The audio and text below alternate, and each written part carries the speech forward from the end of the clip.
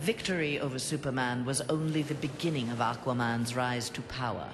Uniting the world's oceans under the banner of Atlantis, Aquaman had a controlling interest in the planet's ecology and economy. His influence did not escape the attention of the world's multinational corporations, who looked to end his reign.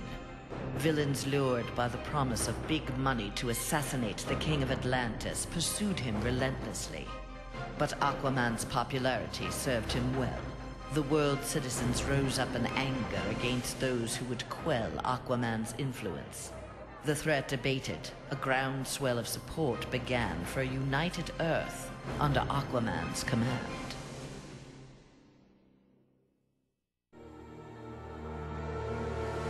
Superman's defeat did not work to Ares' advantage as he had planned.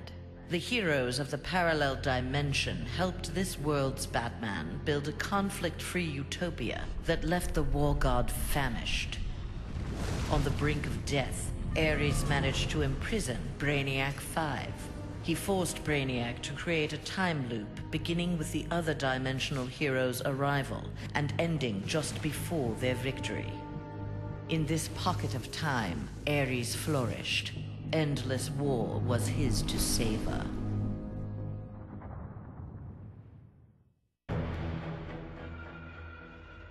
Superman had been a fool to believe Bane would willingly accept a subordinate role in the One Earth government. With the High Counselor out of the way, true leadership could begin. Bane found in Sinestro and Black Adam inspiring examples of ruthless, absolute authority. They reciprocated his regard for their talents.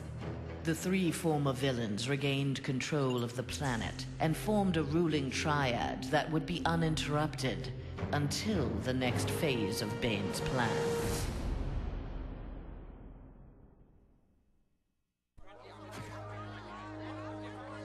Following the battle to liberate Earth, Batman learned that Luthor had bequeathed his massive fortune to Bruce Wayne. He now had the means to rebuild Gotham and Metropolis. The city's residents, inspired by their hero's efforts, adopted the slogan, "We are Batman."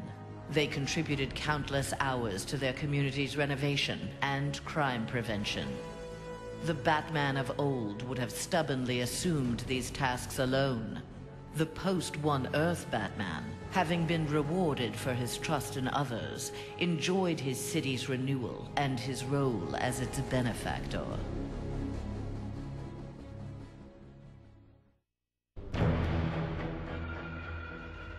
The defeat of Superman taught Black Adam one thing.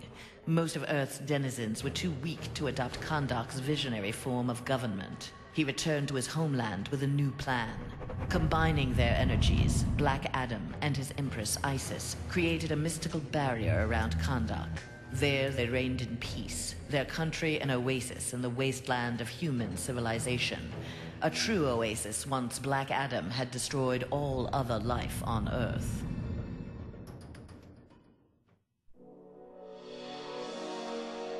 At last, Superman had paid for what he had done to Catwoman. Feigning allegiance to his regime had cost Selina her beloved Batman and her best chance at happiness. Pride and anger kept her from attempting reconciliation with Bruce Wayne, but his inspiring reconstruction of Gotham and Metropolis fostered in her a desire to remain close to him. Until she was ready to approach him again, she did her part to keep Gotham's streets clear of crime. Nascent underworld organizations had both the Bat and the Cat to fear.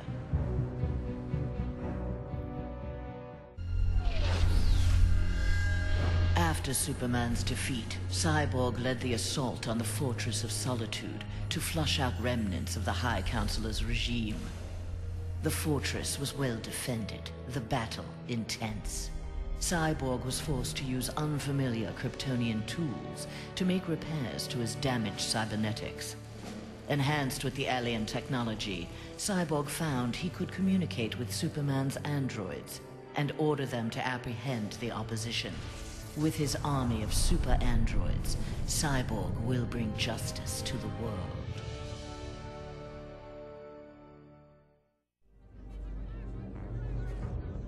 With Superman's regime toppled, new governments formed to take its place. New governments meant new customers for Deathstroke, and business was booming. Soon there were more assassinations to carry out, revolutions to aid, and unrest to create than he could manage on his own. The One Earth regime's elite troopers, having committed atrocities in Superman's name, had gone into hiding from a populace bent on revenge. Impossible for most to find, but not for Deathstroke. Recruiting these renegades, he formed the New Titans, the world's premier political assassins.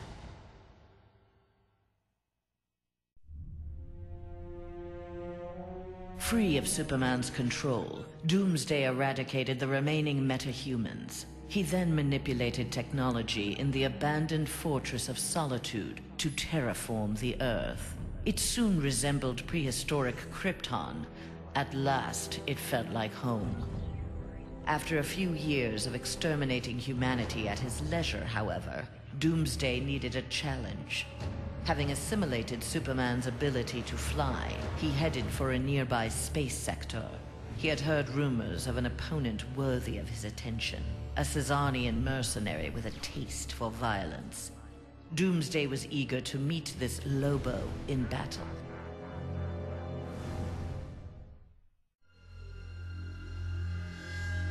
Flash had taken down the High Counselor, but the atrocities he had abetted during Superman's regime continued to haunt him. His shame eventually drove him into exile. Whether wishing to make further amends or simply unable to stop himself, Flash continued to use his powers in the pursuit of justice.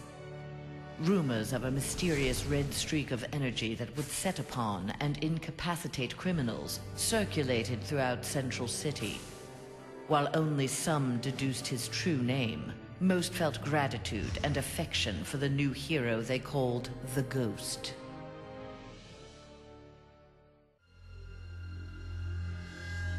After the fall of Superman, Green Arrow visited the Star City of this parallel Earth. His counterpart was one of the first heroes to fall in the battle against Superman, one of the first to object to the Man of Steel's new tactics and reasoning.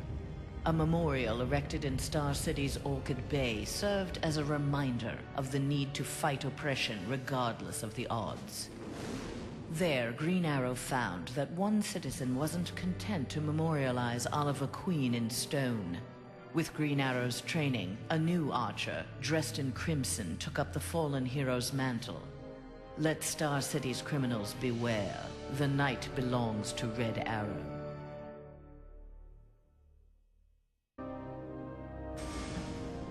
Mere days after returning to his Earth, Green Lantern, in an event mirroring his ascension to the core, witnessed the crash landing of an alien ship.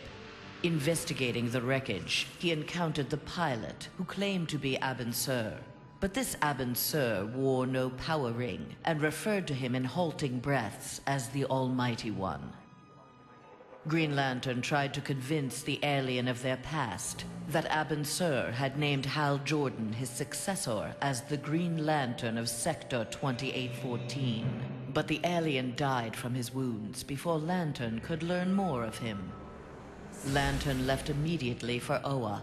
The Guardians were his only hope of solving this mystery.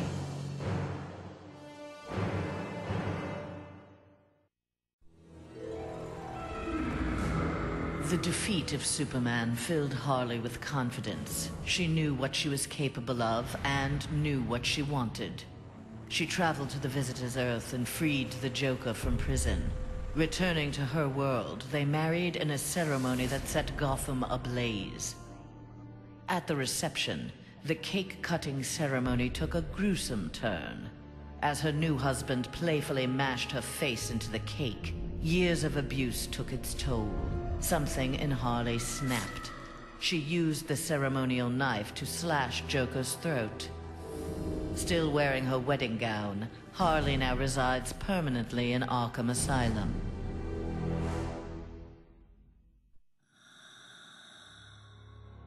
Free of his brainwashing, Hawkgirl exacted revenge on the High Counselor for murdering her husband, Hawkman.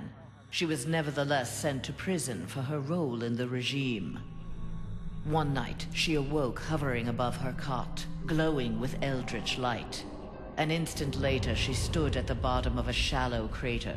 There, she found the source of the light, a meteorite of pure nth metal.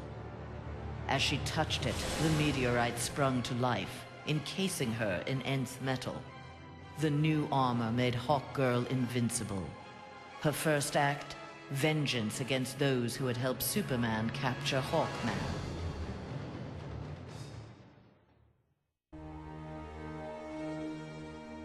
Though he had failed to elevate the Joker clan's status, Joker was convinced a similar organization could be successful in his dimension. Joker used a series of devastating terrorist acts to frighten the populace, then convinced the more gullible among them that he was the path to security. The new Joker clan soon had millions of members worldwide and committed regular anti-government attacks, wreaking havoc on the global economy.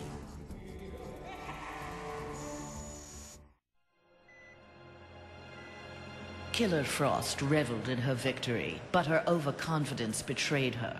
Seizing the opportunity, agents of Star Labs captured her. Their scientists harnessed her freezing power in order to fortify the world's polar ice caps. But Star Labs underestimated Frost's abilities. Turning on her captors, she froze their facility and eventually the entire Western Hemisphere. The survivors now struggle to overthrow the self-proclaimed Ice Queen.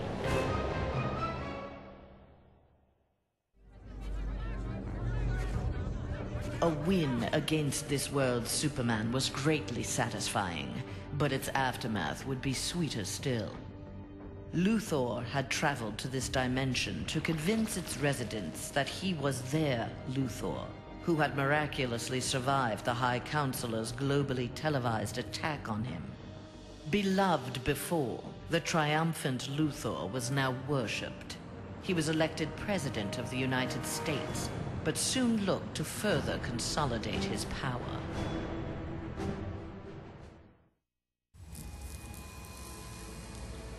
Nightwing had beaten his former boss, Superman, in single combat. Not even Batman had done that.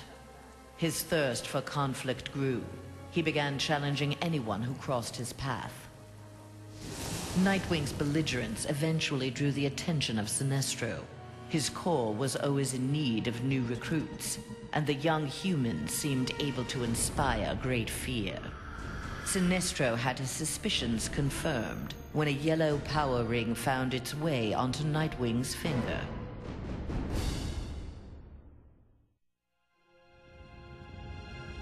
Winning the battle with Superman cost Raven dearly. The amount of demonic energy required overwhelmed her. After regaining consciousness, she looked around warily. Her immediate surroundings were a hellish ruin. Nearby stood her father, Trigon. Raven had somehow called him forth during her battle. Trigon thanked his daughter. He then summoned an army of demons and set out to destroy the rest of the planet.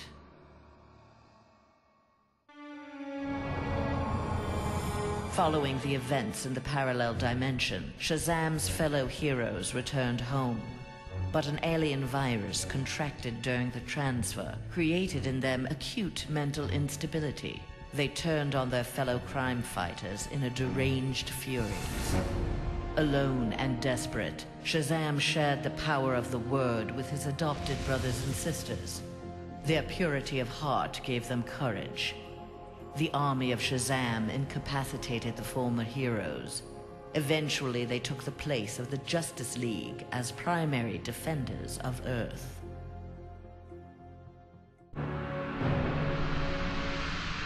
When Superman's One Earth regime proved to be a failure similar to his on Korugar, Sinestro retreated to deep space to ruminate on its demise. Fear had long seemed the most powerful of the emotions with which to bring order to the universe, yet it had not been enough. Desperate, Sinestro hurled the might of the Sinestro Corps against the life entity, keeper of the White Power Battery. Ultimately victorious, Sinestro now wielded the power of a White Lantern. No adversary could possibly withstand him. The light of the Green Lantern Corps would be the first he would extinguish.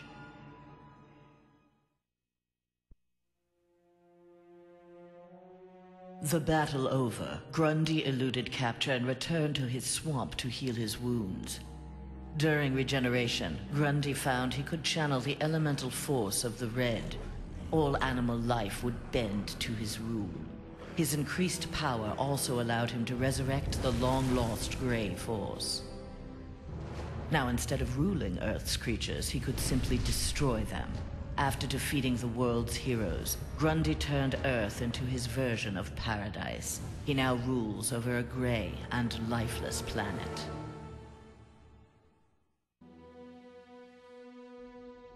Though pleased with the outcome, Superman's battle with his duplicate left him troubled. If one Superman could go so far astray, why not another? Preventative measures were in order.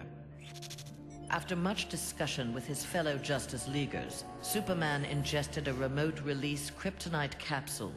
At any sign of instability, the kryptonite would permeate his body, killing him. The question of who could trigger the device was solved democratically. Each week, a different Leaguer would take possession of its remote control. Only Batman was denied a shift.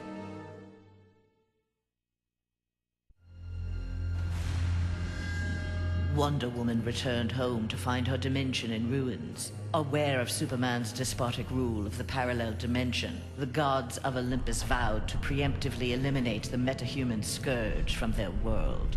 Under the direction of Zeus, they hunted down and eliminated nearly all superpowered mortals. All that remained to oppose them was Themyscira. Wonder Woman and her Amazons fought back against the Olympians with unrelenting courage. Despite heavy losses, Wonder Woman's forces ultimately prevailed. They took reign as the new Olympians, ushering in an age of peace and prosperity.